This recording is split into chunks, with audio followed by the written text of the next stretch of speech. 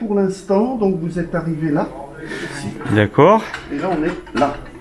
Ok, ah oui, et on voit le stock de véhicules.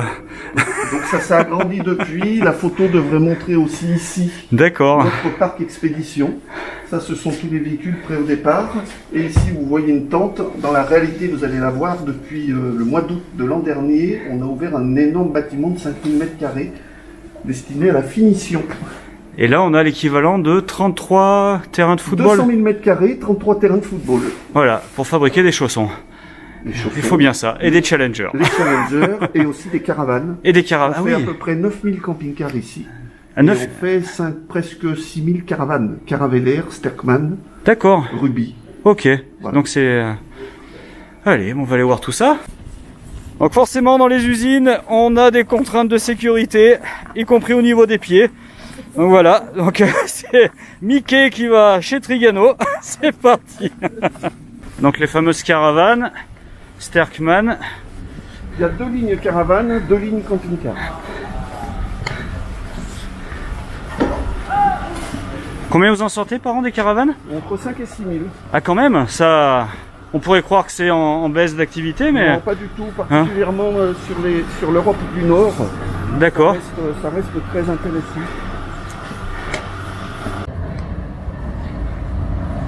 Donc ça, c'est les tests d'arrosage ici. Ah d'accord. Là on teste l'étanchéité des caravanes. Ça marche aussi pour les camping-cars et on est en train d'en refaire une. D'accord. Donc on teste également l'étanchéité des camping-cars à cet endroit-là. Allez, là on rentre dans l'usine.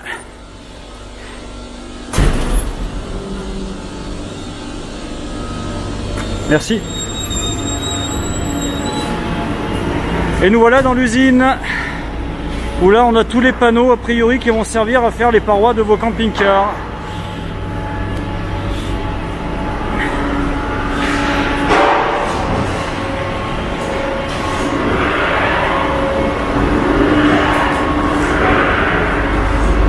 Alors on voit qu'ils sont en train de mettre l'isolant, le styrofoam directement sur la paroi a priori, faire les découpes.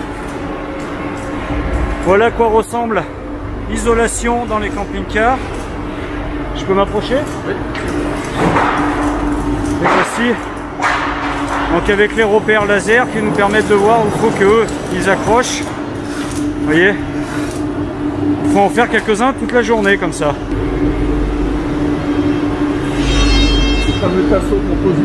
Ça, ce sont les tasseaux composites. Donc qui vont permettre de mettre en œuvre la structure même du camping-car et qui résiste très bien à l'eau justement, hydrofuge.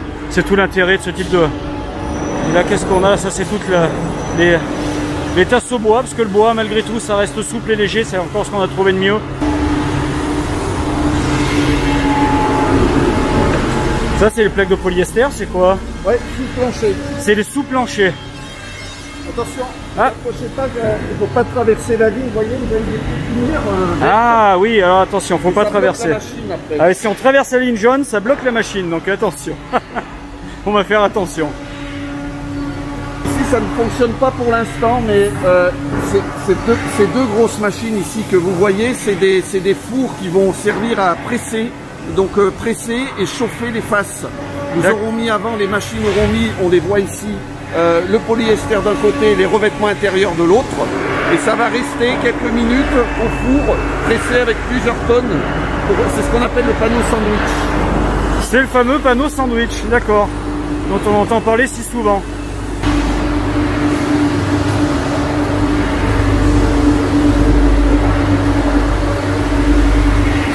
Là, sur la partie gauche de la machine, la machine est en train d'encoller le polyester qu'ils ont récupéré. Ils vont l'encoller. Le polyester va revenir sur le panneau central et ils vont ensuite encoller les deux parties. D'accord.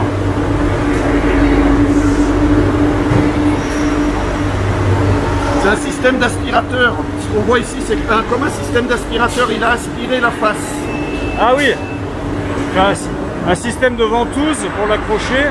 Là, la face est sortie du four. Là, c'est une face de camping-car. Elle est sortie du four et là, maintenant, on va détourer, on va faire tous les trous, tous les perçages. Et on a donc une machine qui fait tout en automatique. L'opérateur aura rentré le numéro du plan qui est concerné et la machine est équipée entre 9 et 12 outils suivant les machines et va pouvoir découper, percer, etc. Là on empêche les gens de travailler correctement, on va un petit peu reculer. Excusez-nous. Bonjour. Donc là à l'intérieur c'est en train de découper la plaque directement. Tout est automatisé.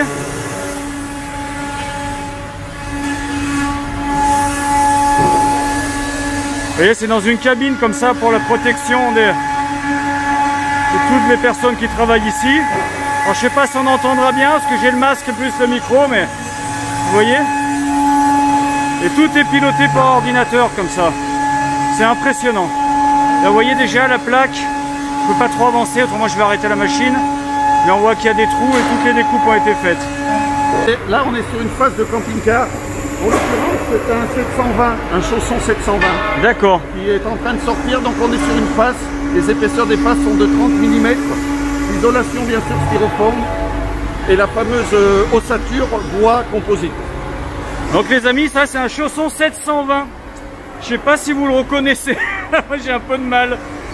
Mais donc on voit bien que tout est pressé, collé avec l'isolation qui est présente, qu'on voit dans la tranche jusqu'ici.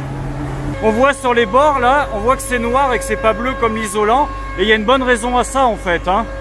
Oui, j'ai parlé tout à l'heure de l'ossature qui était bois composite.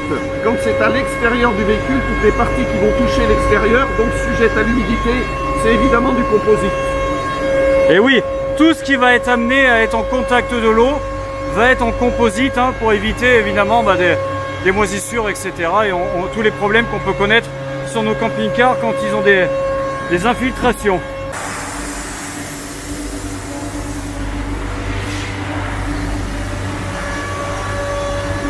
Là, on est vraiment sur une caravane en devenir, hein, mais vraiment très en devenir. Hein.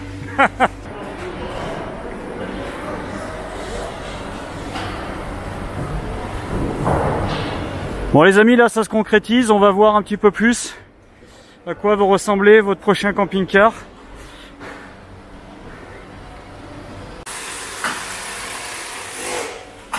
Donc là on est vraiment au tout début du processus, parce que là on a vraiment le châssis nu.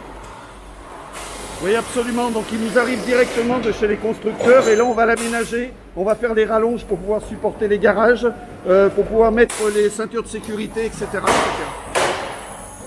Donc voilà, j'espère que vous entendez bien parce que là forcément il y a un petit peu de bruit. Mais on voit les rallonges de châssis qui sont en train d'être fixées par Gionome. Et on voit vraiment la cabine là, telle qu'elle est avant aménagement. Maintenant on va voir la suite des événements. Là ils vont faire l'étanchéité au niveau des planchers. C'est le monsieur qui fait avec le pistolet à mastic. Ils vont faire tous les vissages du plancher par le dessous. C'est évidemment plus facile à travailler dans cette position-là. Et oui, donc ils mettent le véhicule à hauteur, comme ça, pour faire toute l'étanchéité sous le châssis directement. Et on va continuer. Et là, donc le plancher, vous voyez le plancher, l'épaisseur du plancher, on se rend bien compte. Hein, parce que vous marchez dessus, vous pouvez pas vous rendre compte, mais l'épaisseur du plancher, avec le passage de roue là qu'on reconnaît. Donc là, au niveau d'isolation, on est pas mal. On est vraiment pas mal. Je vais pas rester au milieu parce que j'embête tout le monde.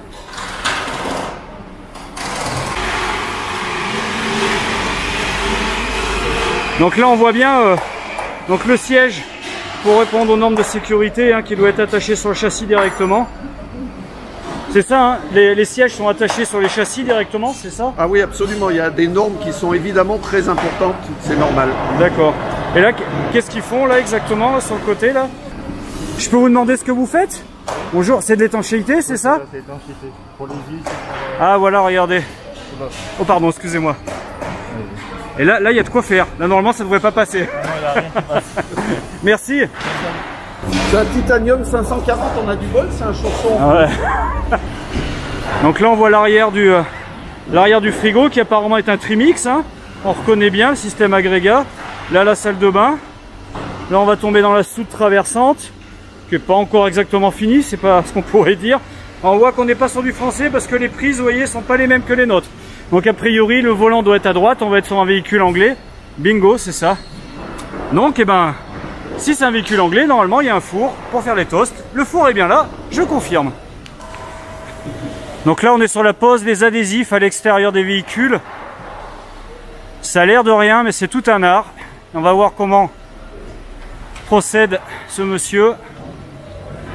Je lui mets la pression un petit peu, là faut pas qu'il se loupe hein. S'il y a une bulle là il est filmé. Il y a toute votre famille qui vous regarde là, attention hein.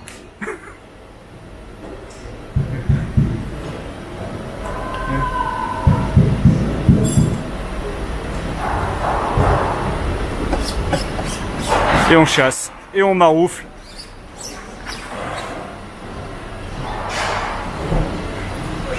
Et après on va procéder aux découpes. Pour avoir ce qu'on peut voir un petit peu plus loin, juste là. Avant de poser les cadres de baie, toutes les découpes qui sont faites. D'ailleurs là on voit bien que là c'est teinté dans la masse. Hein. Là on peut bien s'en rendre compte. Le gris c'est pas de l'adhésif, c'est teinté. Donc voilà un stock de baies chez Trigano pour pouvoir équiper, vous voyez, les panneaux directement. Il en faut quelques-unes hein, tous les jours. Comprenez, non, je parle à mes clients, vous savez, vous comprenez pourquoi on n'arrive pas à avoir des baies quand on les commande? Ça sont toutes ici en fait.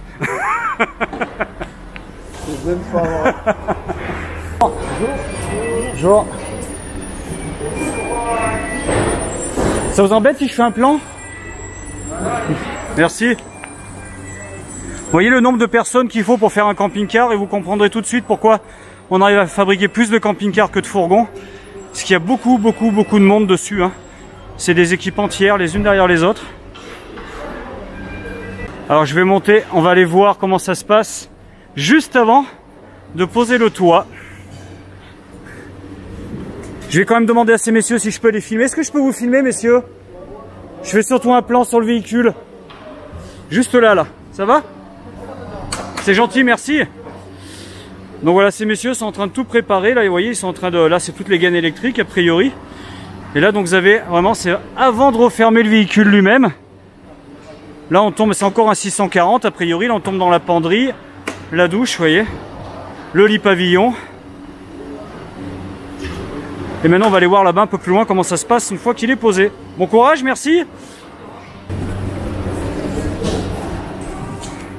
Voilà, donc là, ces messieurs viennent de poser le toit et ils sont en train de, j'imagine, de mettre du Sika ou quelque chose dans cet esprit pour faire toute l'étanchéité. Vous voyez? Donc c'est grâce à eux que vous ne vous retrouvez pas sous la douche quand vous dormez la nuit. C'est grâce à ces messieurs que vous n'êtes pas mouillés au réveil. Donc là, ils chassent le surplus. C'est du Sika que vous mettez? Ouais. Et voilà, c'est tout un art. Et après, ils vont poser sûrement les baguettes et refermer tout ça. Merci, bon courage. Au revoir. Donc là, ils mettent les ventouses, ça se met sous vide, ça vient plaquer le toit. Et après, ils vont pouvoir le monter pour le mettre en... Voilà. Là, on le voit, il est en train de... Pour le mettre en œuvre sur le prochain camping-car.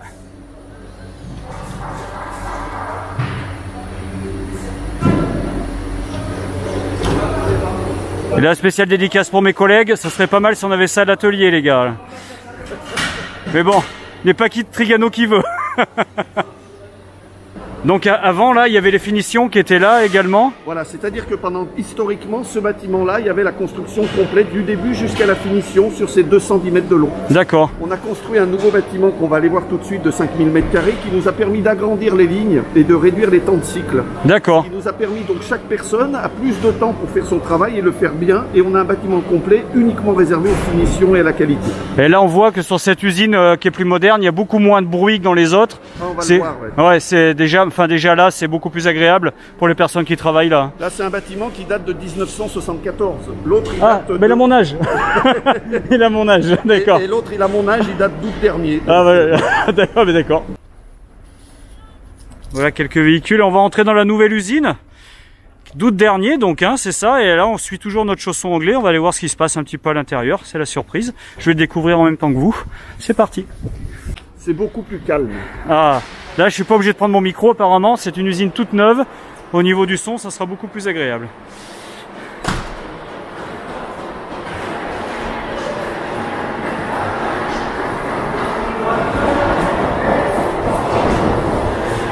Ouais. Alors là, on leur fait une beauté a priori. C'est ça. Donc on va peut-être commencer par le... On va suivre la ligne chausson. On a actuellement du Challenger aussi sur l'autre ligne, mais on n'a pas de ligne spécifique chausson ce Challenger. D'accord. Ça dépend du plan en réalité. Ok. Donc et les commandes. on va suivre nos Anglais puisqu'on était avec nos Anglais. Allez, on suit les Anglais. On a Allez. commencé avec les Anglais, on finit avec les Anglais. Allez. Donc là, on arrive vraiment sur les finitions. Donc il n'y a pas de coussinage encore, vous voyez. Tout est protégé pour éviter d'abîmer. Et on retrouve notre four, hein, comme il part en Angleterre, indispensable pour les toasts. Avec les protections de rétro. Donc là en Angleterre, voilà, on est obligé de symboliser à chaque fois qu'il y a du gaz, de mettre un adhésif comme celui-ci. Et a priori, les lyres ne sont pas les mêmes. Alors on peut pas voir ce qu'elle n'est pas encore en place. Mais il y a plein de choses qui changent de chez nous. Vous voyez, donc ils sont obligés de s'adapter à toutes les normes suivant les pays dans lesquels ils importent leurs véhicules. Et si on correspond à toutes les normes anglaises. Voilà, donc ça, on peut mettre cet adhésif uniquement si ça a été contrôlé par quelqu'un dont c'est le métier et qui connaît toutes les normes qui sont justement en vigueur dans le pays concerné. Ah, ça y est, là on a le coussinage qui arrive. Alors on est sur la version bonjour. On va laisser la dame travailler. Voilà. Donc ça y est, là on a ça y est, tous les coussins qui arrivent. Là, on commence vraiment à entrevoir notre véhicule dans l'état que vous le trouvez dans le même état que vous le trouvez sur les concessions. Les matelas, tous les matelas également, tous les coussins sur palette. Il en faut, hein. Ils sont fabriqués où les coussins? Ils sont fabriqués par là ou C'est made in Ardèche. Ils sont fabriqués à Lamastre, à 20 km. En Ardèche, à 20 km? Juste ici, là, dans la colline. Ah super. Lamastre. Donc ça vient pas de Chine, c'est fait chez nous. Non, mais et ça fait plaisir. Start Edition les amis, c'est le moins cher, c'est celui qu'il faut acheter. Quelques feux arrière, les nouveaux feux arrière qu'on a vu apparaître il y a quoi, un an à peine, le nouveau design. Donc l'implantation du 640 qui est un des gros succès de la maison Chausson, qui est le 260 chez Challenger et qui est décliné comme on l'a vu tout à l'heure avec le petit combo qui est vraiment la version compressée du 640. Donc là, ça c'est le poste de contrôle. Tout ce qui n'a pas passé le contrôle est rattrapé juste ici, là, par une équipe dédiée. Alors, tout ce qui ne correspond pas normalement à la nomenclature Chausson à sortie d'usine est rattrapé ici. Donc quand on envoie les lits, tous les coussins et les lits dinette qui sont là. Et le fameux, oulala, est-ce que j'ai le droit de filmer ça? Je suis pas sûr.